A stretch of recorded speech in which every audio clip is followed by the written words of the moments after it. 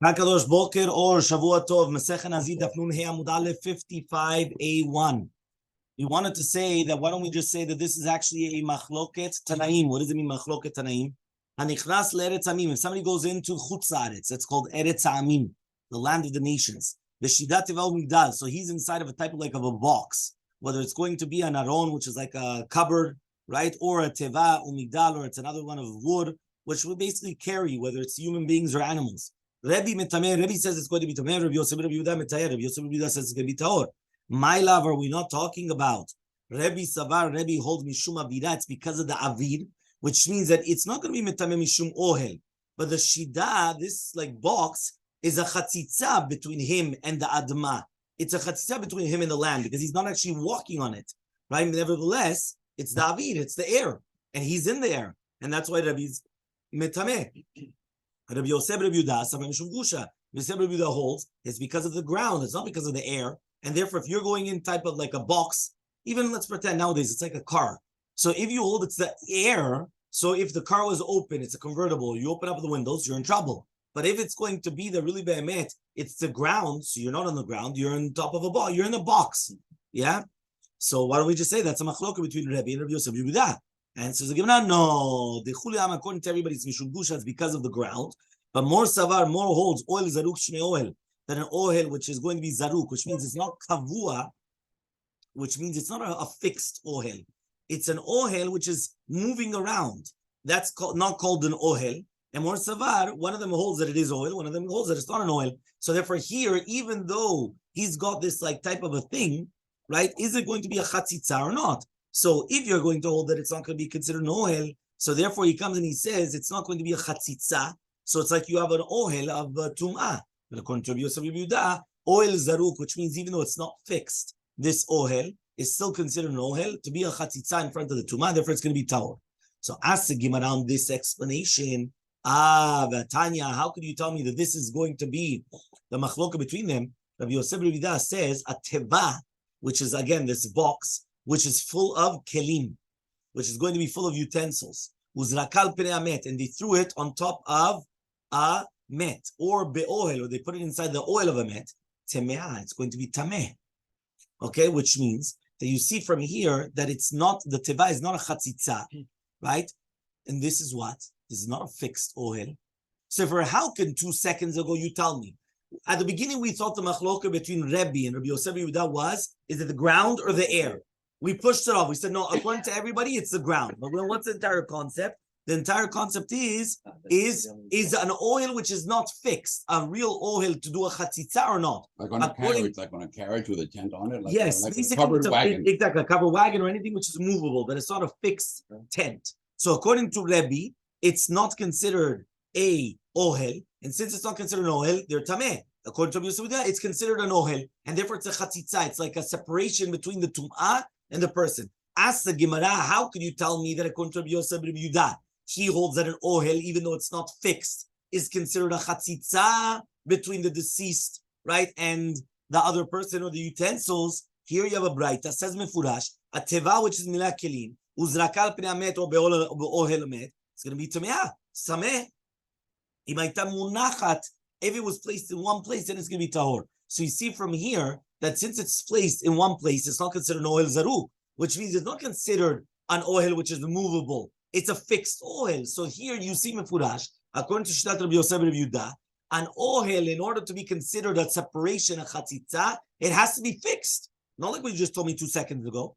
Elba says the Gemara, Ela, you're right. The chule alma, whether it's according to Rabbi Yosef Rabbi Yehuda, they don't say it's because of the ground. They say it's because of the avira, because of the air.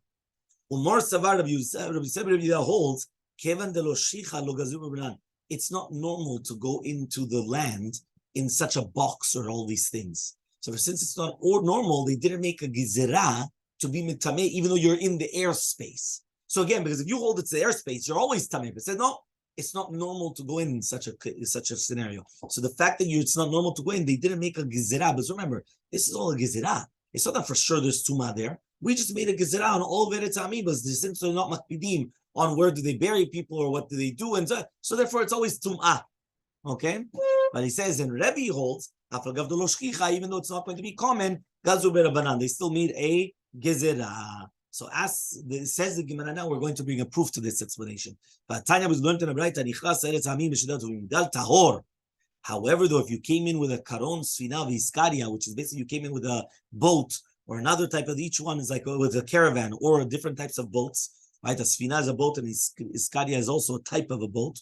It says over here, there's a whole question exactly what type, right? But it says it's a type of a boat also. It's going to be tameh. So you see from here that the entire difference is it considered normal to go in that fashion or not? Meaning nowadays the car is normal. So the car would be like the karon, sfina, and the iskaria. But if you would go in some type of like a box, which is not normal, so therefore again, that would be the machloka between Rabbi and Rabbi Yosef Rabbi Yehuda. Okay? If you want, you can answer another explanation between the machloka between Rabbi and Rabbi Yosef Yehuda. Hacha here, Shemi Yotzi Roshav Rubo Lesham Pelige. There's a machloket. Everybody holds a mikar din. They're going to be tahor because at the end of the day, he came in a shetat of a migdal. But Rabbi is mitameh gezerah. Maybe he's going to take out his head and the majority of the body to look, right? And therefore, it's going to become a problem. And therefore, they made a gezerah. Somebody of Yudah says we're not going to suspect of taking out the head and the majority of the body. So therefore, you're going to stay tahor. And a proof also to this explanation in the Braita is Vatanya Rabbi Yosef Rabbi Yehuda Omer Nechlas Eretz Me'amim B'Shedat Migdal Tahor Ad Shiotzi L'Sham Rosho Rubo. You have to take out the head or the majority of the body. Here it's interesting. Here it says Rosho. Okay. In Tosafot they have the Gesar Rosho Virubo. But as I just explained to you, you have to be the head and the majority of the body. Here it says O. O means or the head or the majority of the body. So in Tosafot they actually do have the Girsa, the text. Rosho Virubo, both of them. Okay? Nikuda. We're by the two dots. Okay? Until here we're clear. So two different explanations and what's a machloket. One more time. We brought down a machloket between Rabbi and Rabbi Yosef Yehuda. Rabbi says mitameh, Rabbi Yosef Yehuda says tahor. We started arguing what's the machloket between them. Is it because the entire concept of the avir or the gush at the beginning, which is basically the air or the land? At the beginning, we wanted to say that it was the land, and therefore the machloket was going to be between them. Is the not permanent tent considered a Oziel or not?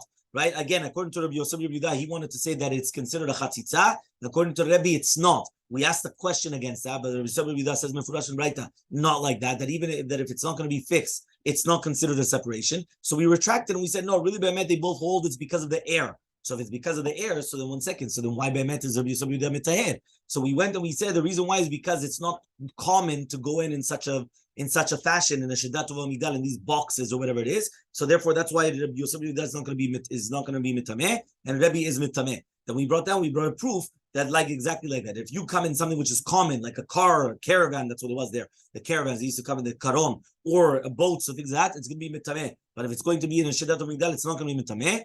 And then we brought down another answer that no, really be'emet, there's another answer. Really be'emet, like what we said is before, is really because of the air. But what's the problem? The problem is that it's not normal to come and to go in such a fashion. So even Rabbi would be mitayr, but Rabbi made a decree that maybe you're going to stick out your head and the majority of the body, and therefore you're going to be tam tameh. You know how it is that you come, you start looking outside, so therefore you're going to become tameh. And according to Rabbi Yosef Yehuda, he does not make such a gezerah, and therefore there's not going to be a problem.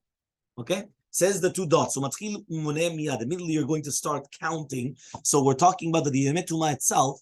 They do not count as the nezirut. Meaning if a person became tameh, those tameh days does not count for his nezirut. So Amar Rav Chasta says Rav Chasta, Roshanu lebenezirut muetet. That's only if it's going to be a nezirut of 30 days. Aval benezirut muruba. But if it's going to be talking about that a person had sarat and he's within, there's more than 30 days and there's still 30 days afterwards, it does help as well. Meaning like this. There's Yemei Sifaron, the Mitzorah. If a person becomes a Mitzorah, leopard, right? He becomes in the middle of the Nazir. So when do we say that the Yemet Tumav Mitzorah does not count to the Nazirut? Only if you had a 30-day Nazirut. So if you have a 30-day Nazirut and in the middle you become a Mitzorah, they don't count for your Nazirut. However, though, let's say you had 100 days of Nazirut. And after 30 days, after 60 days, doesn't matter what, you became a Mitzorah, but you still have 30 days left. So then they do count for your mitzorah, for your Nazir days as well. So Mati Rav Shavia, so Rav Shavia comes and he asks the question from our Mishnah. When we just said that you're going to start and you're going to ask immediately, you're not going to annul the previous. What are we talking about then? Because here it's written in Furash that you don't have to start again the Nazirut. So it's mashma that it doesn't matter what, you never have to start again the Nazirut. It's not mevatel b'enet kodomim. You don't annul the previous. What are we talking about? If you're going to tell me Nazirut muetet, Kabay Gidul Se'ar. Remember, Nizirut, and 30 days. always these 30 days because of his hair. To grow hair. Less than the 30 days is never That's considered. a technical. Yes, it's a technical issue, but at the end of the day, that's a Nizirut. Right? Nun Hamubet, 55b. Elalav, rather, we're talking about the Nizirut Meruba. We're talking about a very long Nizirut. The Ktani, and we learned Matchilu min Emiyad, that you could start immediately. Okay? So therefore, the question is, so it's mashma that you don't have to start, but only from now. But the Yemetuma do not count, right? And even though it's a Nizirut Meruba, not like Rav Chasta. So says the Gemara, answers the Gemara, he asked the question, he answered it. Benizirut bat 50 yom. Imagine a person took upon himself Nizirut of 50 days. Tiativ Asrin, he sat for 20 days, meaning he did 20 days of the Nizirut. And all of a sudden he had tzarat. Now when he comes and he becomes cured from the tzarat, megaleach tzarato, he comes and he shaves off all his hair. Now he has to do another 30 days of Nizirut. Because now you have Gidul Se'ar. So it comes out that it's in Sachakol, he did do 50 days, right? 20 days before the Tumah and 30 days after the Tumah. And Sachakol, you have 50 days. And the Yemet Tumah itself do not count, but they do not annul the Nizirut. Meaning that you don't have to start again the counter or the time clock again of 50. You don't have to do that. Meaning you did 20 days before. Now you become a Mitzorah. So for the 7 days of Mitzorah, whatever it is, and afterwards you come and shave off there. Now you still need to do another 30 days later again because of the Nizirut of the Gidul Se'ar, of the long hair. So Sachakol, in total, you did 50 days of Nizirut. It was really 60 or whatever amount of days in total, but you did do 50 days of Nizirut. That's what's good. But yeah, it is, because you did 20. It says here the original 20 days are credited. Exactly. Not the days of his Tumah. Not the days of the Tumah. Between. So you became a Tumah. You after day 20, 50, not 60. Listen carefully. You did 20 days. You became a Mitzorah. Now Mitzorah is minimum 7 days, right? Minimum. After the 7 days, they came and they took off all your hair. Now what happens? Now you're going to start 30 more days. That's 57 days. Exactly. But you did the 50 days of Nizirut. So the chidush is that this 7 days in the middle does not cancel and start the time clock again of the Nizirut, but it does not count. Meaning these 7 days does not count, because at the end of the day, I still need 30 days for the long hair. But it does not cancel it out. If it was 30 days Nizirut, I have to start. You have to start again. Exactly. Why? Because of the 30 days Nizirut, because of the hair. Technicality. So Mati, Rabbi Bechama comes and he asks the question from Mishnah, Nazir shayatameh b'safek, umuchla b'safek. What happens if you have a Nazir that he became tameh b'safek? Meaning you have a doubt whether he became tameh met or not. Meaning, was there a deceased body there or not? Or was the guy actually dead or not? Right? We know that the guy died later. But let's say you don't know. Maybe at the time he was actually alive. Right? And also he's got a safek of mitzorah muchla, which means we don't know if he's really a mitzorah or not. Okay, and now anyway he got cured from his tzarat. Because remember, there's a mitzorah muchlat and mitzorah musgar. Mitzorah muchlat means I made a achlata, I made a decision. He's a mitzorah. There's no doubt.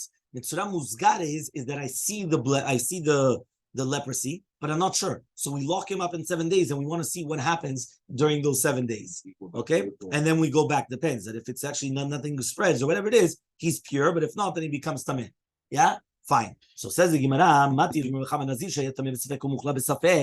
right? In such a case, so he could eat kodshim only after 60 days, because since doesn't go out of the safek of the mitzorah until 60 days, because the mitzorah never becomes tahor unless you actually take off all his hair. So since he's a nazir vadai and he's only safek mitzorah, he cannot take off his hair in the middle.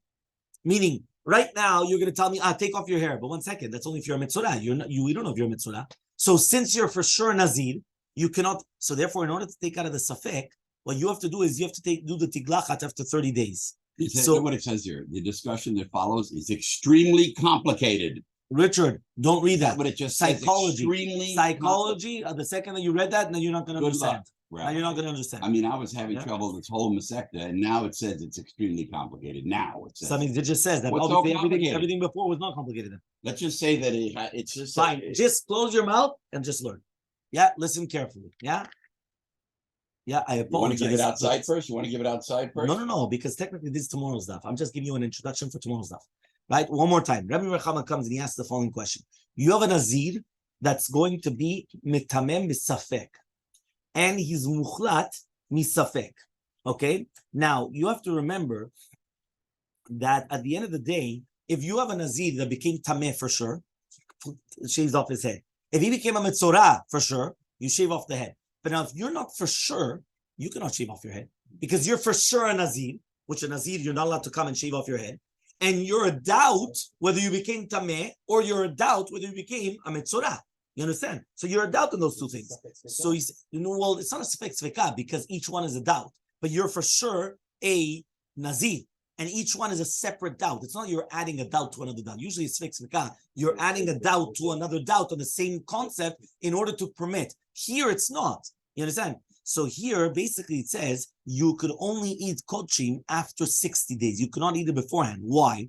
Because you don't become out of the safek of a mitzorah until 60 days, because the mitzorah is only going to become tahor only through tiglachat, meaning a person that comes out of through taking the haircut, meaning a person that became a leopard only becomes pure from his leprosy when he takes the haircut. So now, since he's for sure a nazir and he's only a safek mitzorah, he cannot do it in the middle of his nizirut. Now, to go out of the safek each time, you need to cut off all the hair every single 30 days.